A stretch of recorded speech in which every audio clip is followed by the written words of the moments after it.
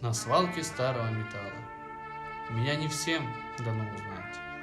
Людей рука меня ковала, по рельсам птицы, чтоб летать. Моя душа была крылата, я шел вперед, что было сил.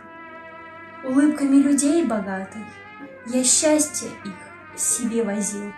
Летели дни по рельсам прямо, в судьбу сливаясь и года.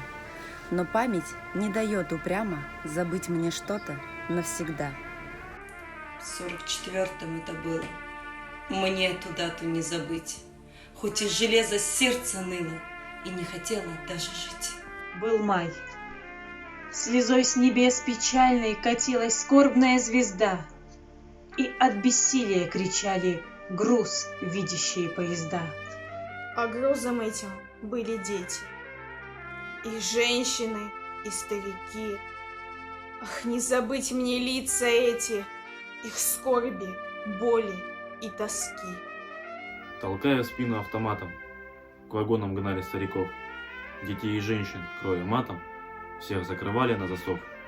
Но сквозь засов тревожно, звонко, как человеческий укор, плач увозимого ребенка.